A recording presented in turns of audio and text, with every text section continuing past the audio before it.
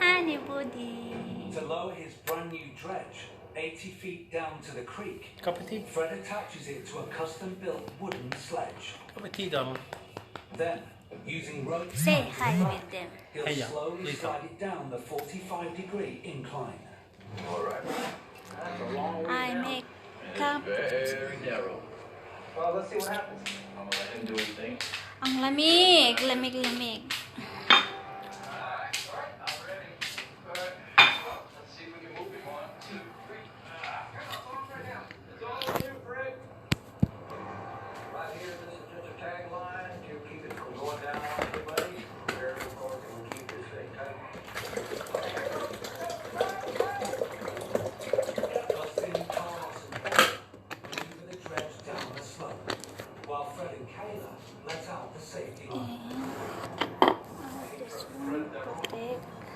This is super stupid because there's no room on the sides. We got almost directly underneath this dangling heavy thing. It's going to be a time to go.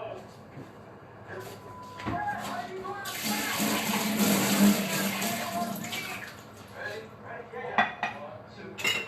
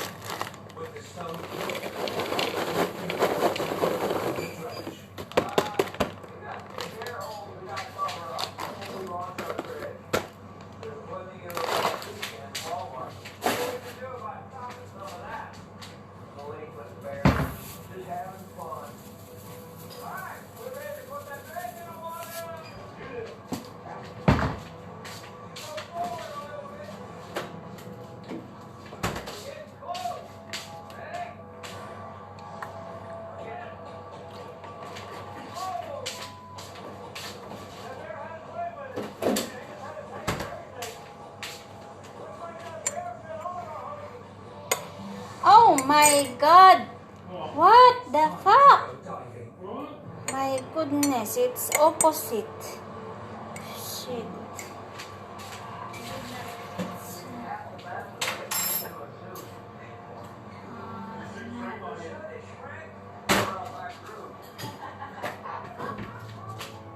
75-year-old Fred is ready to resume the hunt for millions in gold. It's time to find out if his two-fish I put dice some is going to milk pay out. in your cup of tea. Cappuccino, okay. Put, bring the milk. No. Milk. Oh my goodness.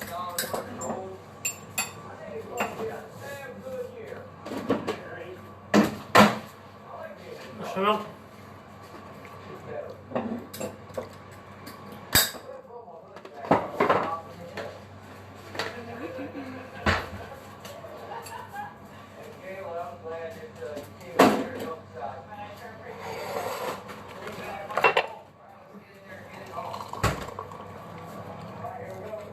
Oh, you don't mix na.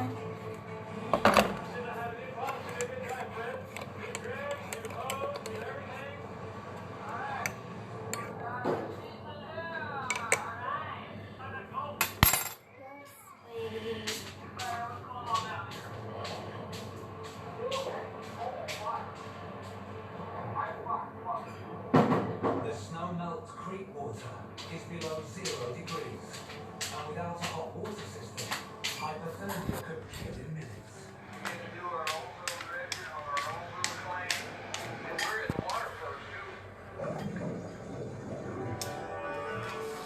Fred uses a hose to suck up gravel from the creek bed and sends it up to the dredge, where any gold will settle in the riffles of the sluice.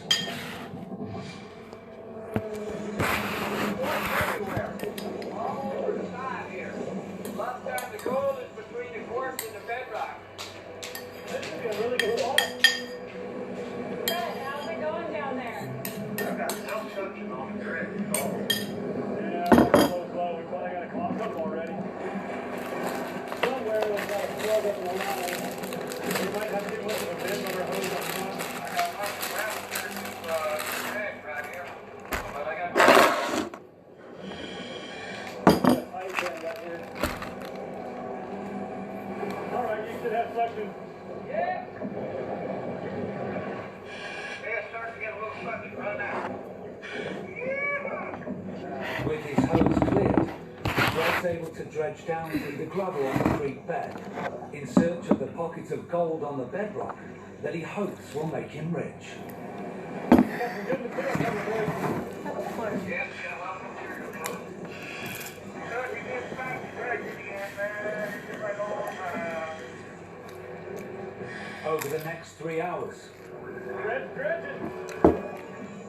Fred sends 18 yards of Kain tayo river ng gravel popcorn. through his dredge in search of Merienda. gold. Snack.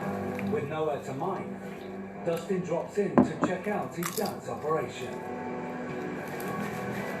Where is he? Right by that big rock. Hey, old man. How you doing? You're not talking to a ghost, you're talking to us. You guys got a fun area down here. I just want to see how you doing, man. Water's clear. Over the hell. Time we're coming out. Alright, stand up. Get out of this water, man. Come on. And up. There you go. Yeah.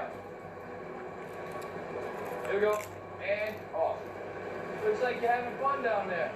You're looking for that gold, but I'm just envisioning in my mind that I'm sucking up nuggets. Oh, man, hey, looks like you were to the place, man. Yeah, they're all down the hole. We got a bunch of herrings there, Fred. Pyrite, man. We got lots of pyrite. Ah, what's that? That's gotta be pyrite. Got a little piece right there. There is. See it. Good. That's hopeful, man. Yeah, there's some gold. There's Look at that, Fred. We're getting off to a good start. That looks good, man. A long time coming, of course. You know, we were kind of looking for your spot out there. Too bad that other one didn't work out. I'll find a spot. Please, I think we're going to do damn well up in there. Looking up at that waterfall up there. I wish you luck. 75 and still alive. That makes my day. Well, I'm glad you see gold already, man. This is great. All right, for the help. I appreciate it. Hey, this is just the beginning. We're off to a great start. Get out of this water, man. Come on. I'm happy for him. It looks great down here, but I think we're going to do better. This is going to be our year. Third time's a charm.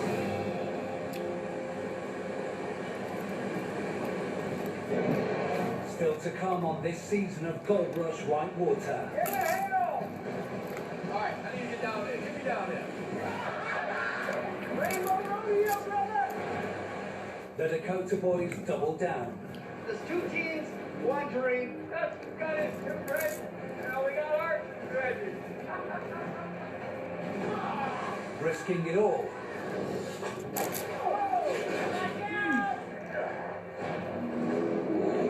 Bears can kill you. What the hell?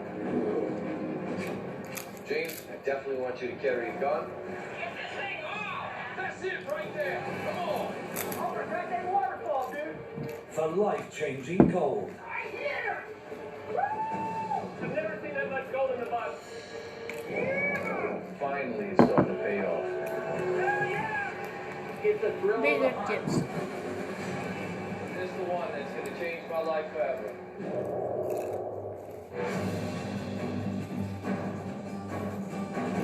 Wow.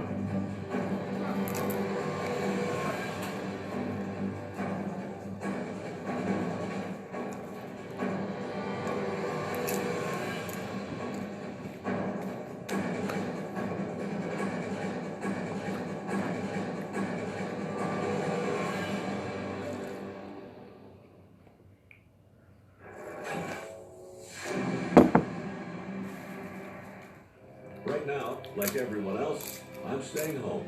But just because you can't go out to the world doesn't mean we can't bring the world to you. Look at that. With all its passion, adventure, the moments of victory,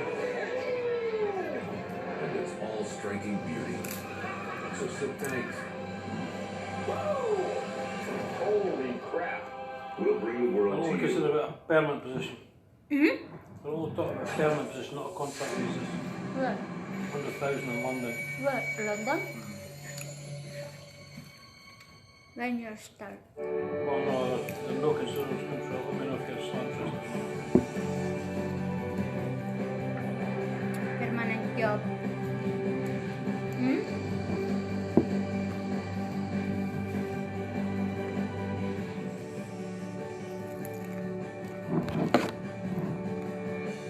Coming up on a...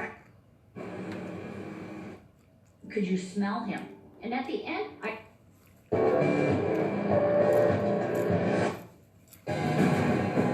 Chuck Norris. Now this is the take I want.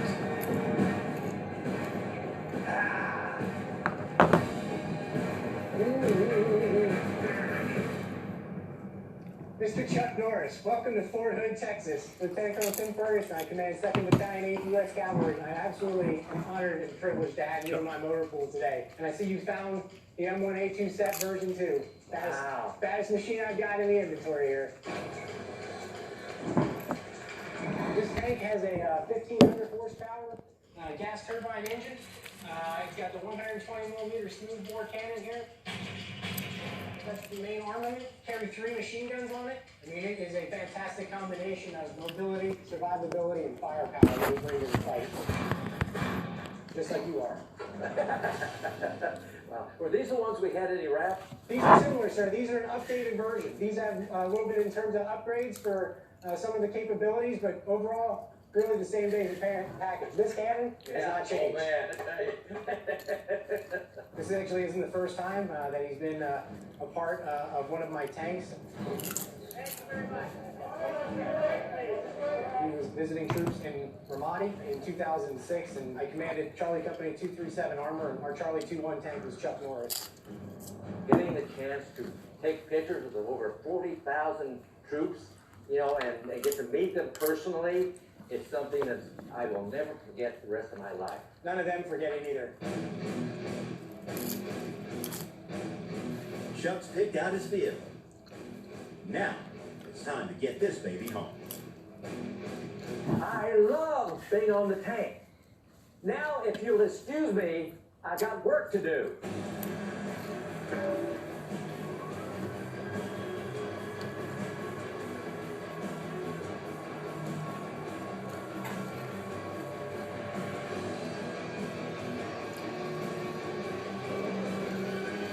Sorry, is that Chuck in there? I don't know.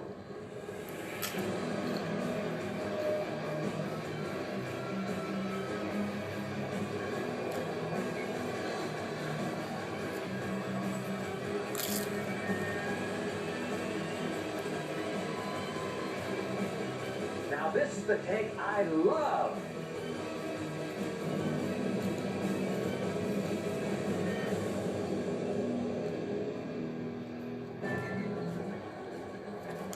Being Chuck Norris was a great experience. All the jokes, the myths, the legends are true. He's my hero growing up in the Philippines. What's his Daniel Dice. Great to see a role model growing up. Ładnie. It's his fault, yeah. Ja do lewku. Thank you, Mr. Norris. Thank you.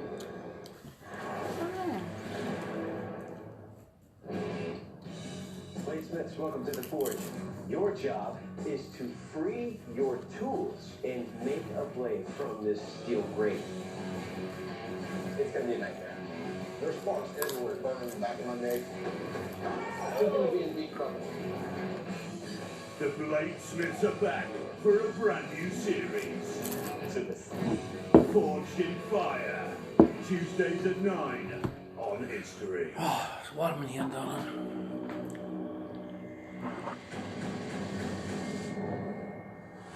We have something active beneath this Who are property. you dating, man? What you dating? There's something profound. You're alive. going on Yeah. at Skinwalker Somebody eating Ranch. your stuff in your place. Many fucking visitors you got like? Many viewers? Some of the most disturbing events in the No. past No, decade oh, this have is- occurred Well, on this why don't you property. just flush I didn't a believe boot, it you was know? paranormal when I came out on this ranch. And I paid a pretty hefty price. The legend is that things happen on this ranch. What if some of it's real? Whoa, that's a definite being. Who or what could we be doing this? We were just exposed to ionizing radiation. Yeah, it's spiking.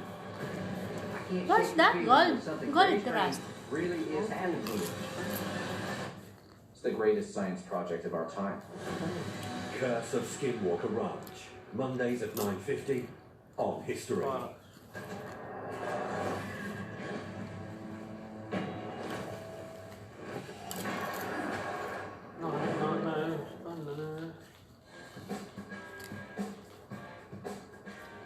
A buddy of mine who buys and sells classic cars gave me a call. He's got a 1966 Charger with a Hemi. That's right, I said Hemi. And when you have a car that's originally with a Hemi, it's super rare. So I'm interested. Hey, what's up, man? How are you? I'm good. So this is it, huh? This is it. It's got a Hemi? Hemi, numbers matching, transmission, engine, it's the real deal. Yeah, it's got a Hemi. This 1966 Charger, it's not something you're going to see every day. It may have some special NASCAR parts on it that we are not 100% sure of the authenticity of it, but it is one of those cars that may be worth hundreds of thousands of dollars. That's cool.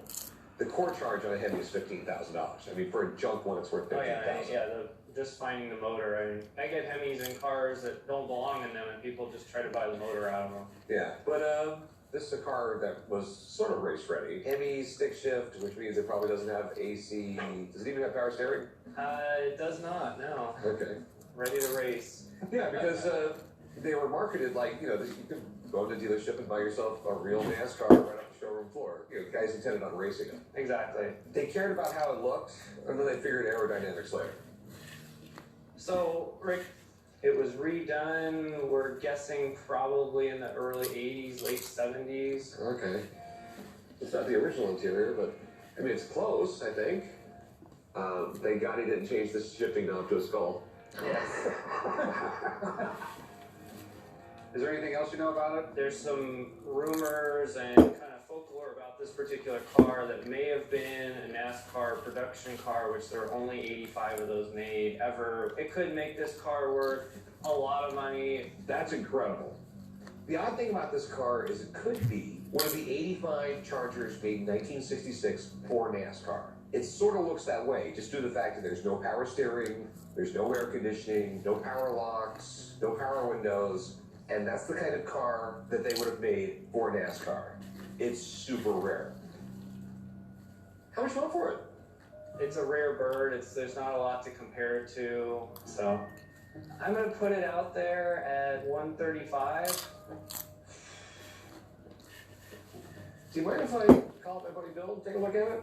Yeah, absolutely. All right, I'm intrigued. I mean, it's in really, really good shape. Give me a few minutes. I'm going to give someone a call. Okay, sounds good. It's always good to have another expert opinion on the car. Another expert would definitely help.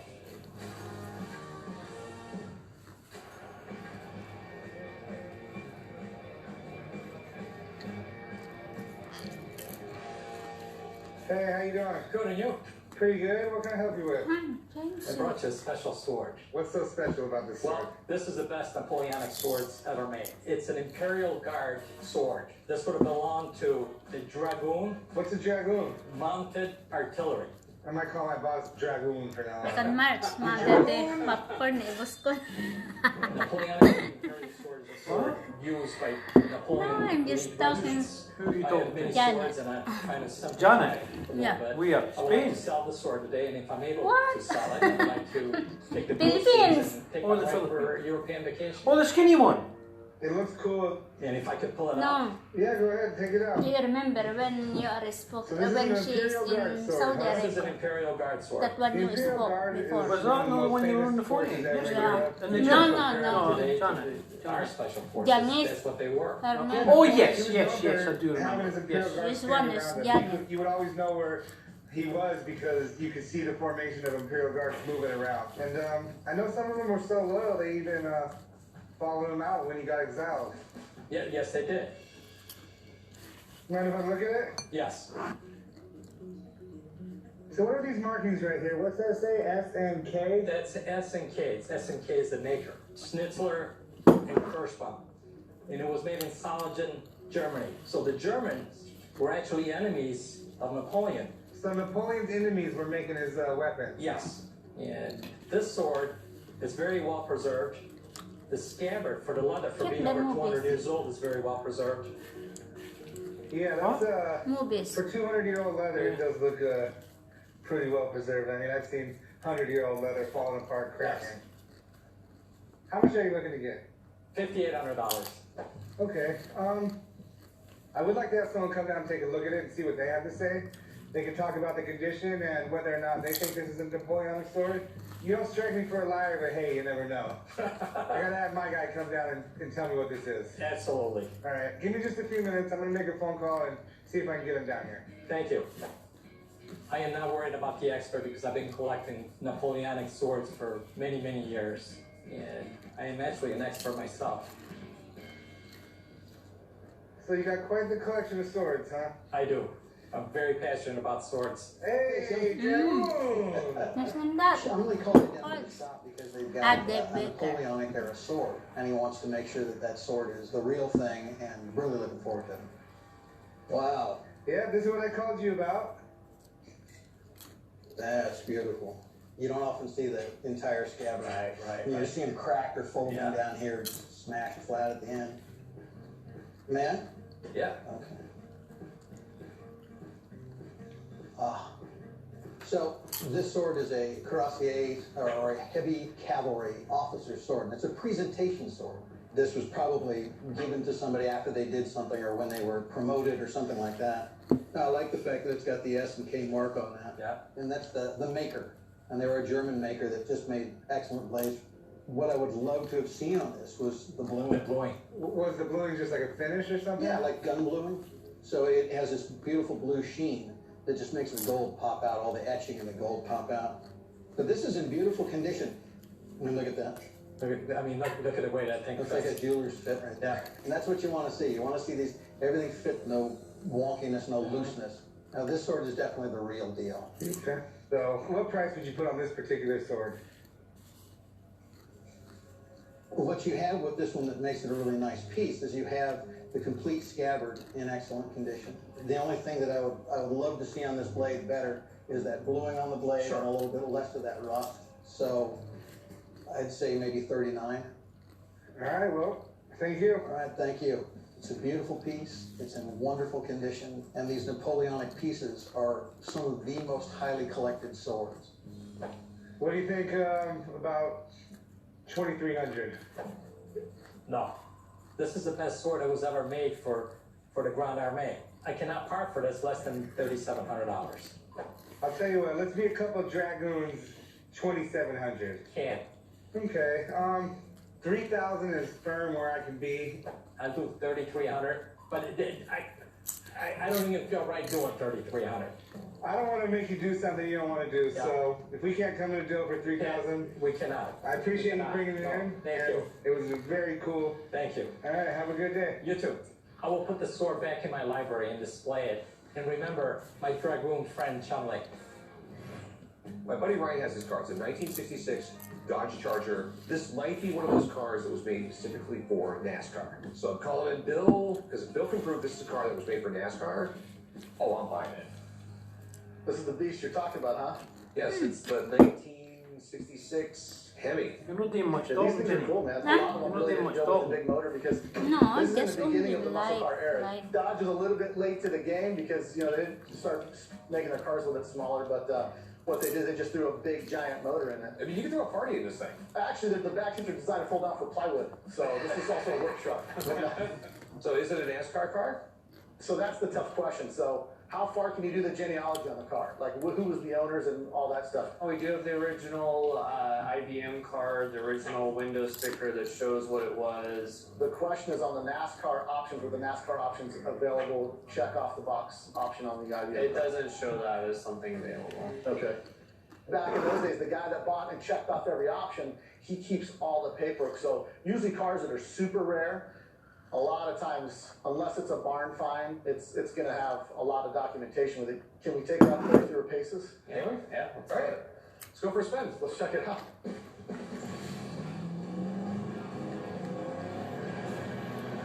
So, The rotor doesn't sound bad. No, it doesn't sound bad. I mean, as far as design for a car, I like the interior. It's cool. I mean, it's all got a crazy look to it. $2. Everything's like super futuristic. Some of these old cars, you got gauges that aren't so accurate. Yeah, well, the oil pressure gauge was just an idiot light. The gauge really didn't do anything. When the thing came on, you're out of oil, idiot. P.T. Barnum's autobiography. That's where the famous line, "The sucker's born every minute," came from. There is the possibility it's a 200,000 plus car. Or more, yeah. But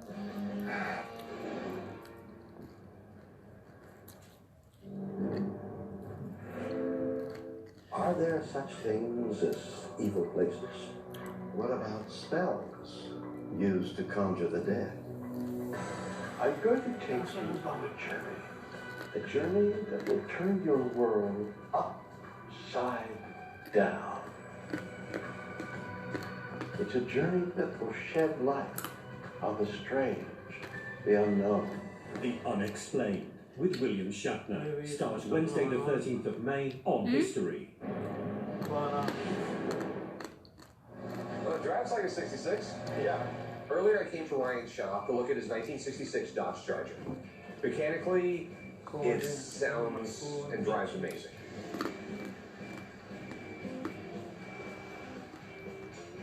How was it? All in all, it's a pretty good ride. Good. It feels like a 66, you know, big car, skinny tires, a little sketchy. Luckily, it wasn't raining, but I mean, all in all, feels like a solid 66. Good. What do you think it's worth? It's a rare car to begin with. The Chevy Charger in the 66. There's not a ton of these made. I mean, they're there, but you don't see them for sale all the time. because of the year, you know, the collectability is probably going to be more of a C or a B collectability. You know, 69s, it's a whole different ball game with these cars. You're now funneling down to really small segments of collectors. This car, it can only be valued as what it is as it sits here today. With all the paperwork and the mystery involved, I'm saying this car could bring 50 to 60 grand at auction. Close to 200 if it's proved to be a NASCAR. Yeah, if it's proven that that's a true real option, it can be a $200,000 car. If you're looking for the holy grail of vehicles, without that piece of paper, you just don't get there. Thank you. Thanks. Good seeing you. Good seeing you. There's a small club of people that really want to buy a 66 Charger. It's got all the bells and whistles. For those guys, this is the car. But for Rick, that's not the unicorn. The way it sits, I give you 50 grand. I mean, there is the possibility it's a 200,000 plus car or more, yeah. But drama. I mean, it's just finding the paperwork if it's even findable. I agree, but I'm gonna stick around 135. If it was quick sale right now, I'd probably do closer to 100. I don't know. We might be still too far off. Oh, yeah, it sounds like we're way too far off. If you do find the documentation, give me a call. I got some customers who would be interested in that. All right, have a good one, man. Thanks, Frank. At this point, I'm going to take the car, put it in our showroom, advertise it on the internet. Also, take our own Indiana Jones. Oh, Indiana. Hopefully get the big money for it. Right. 3 wishes is better. Not one, that's better. 41. It is some record. Oh, lights on, darling. It's not mine. You got the wrong type of cloud.